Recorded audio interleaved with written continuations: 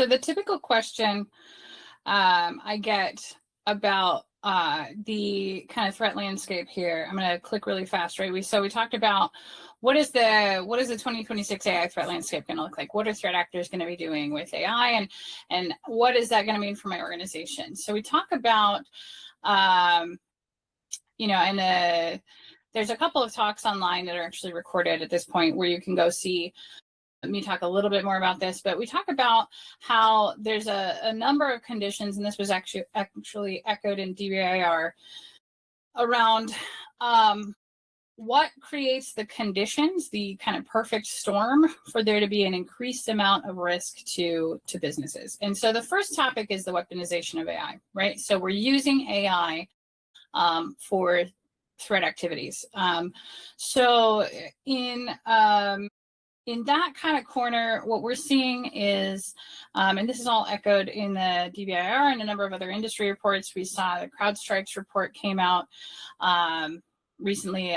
Again, all these industry reports are useful for informing strategy, right? Like they give you some numbers to kind of chew on and think about, is this apply to me or not? But they talked about how there's been an 89% increase in threat actors using AI for their attacks. I did some digging to find out, is that like we think they have AI and they're using it for sending emails, but they're not actually using it for attacks. And it turns out those are observed 89% increase, not theoretical, or not like, maybe the threat actor has AI that's, ancillary to developing attacks or actually conducting attacks.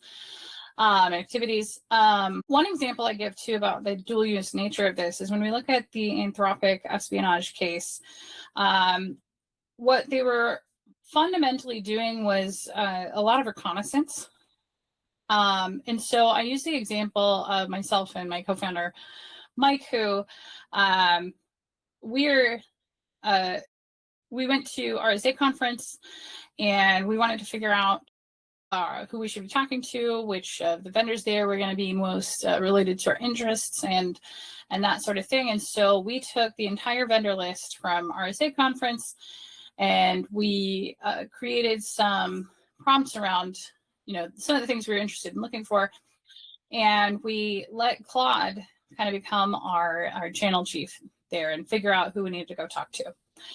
And that is exactly an example of reconnaissance. So it's not like there's the good guys and the bad guys, and the bad guys don't have AI and the good guys have AI, and therefore everything is good. We tend to think about the world in a very black and white way, the red team, the blue team, when it comes to cybersecurity particularly, but there really is no, and then we have the trope of the purple team, of course, but where everybody's getting together and helping each other out, but there's a lot less variance between what the bad guys are doing and what the good guys are doing. There's no real wire signature that's going to tell you, is this a legitimate use of Claude or an illegitimate use of Claude, except for, obviously Anthropic's trust and safety team has some specific things they're looking for. DBIR goes into that. Anthropic also publishes a little bit of information about that as well.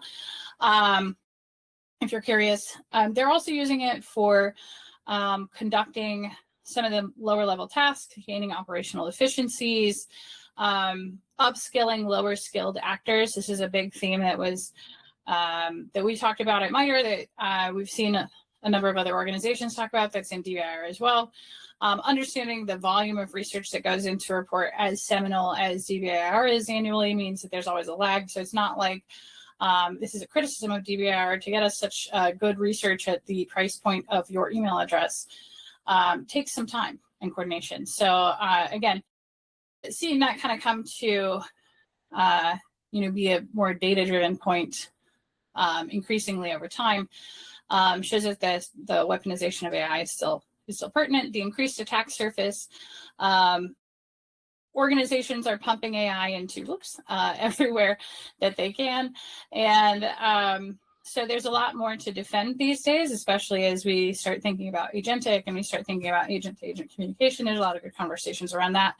The defensive capability gaps, I do have a couple of conversations I usually have on that.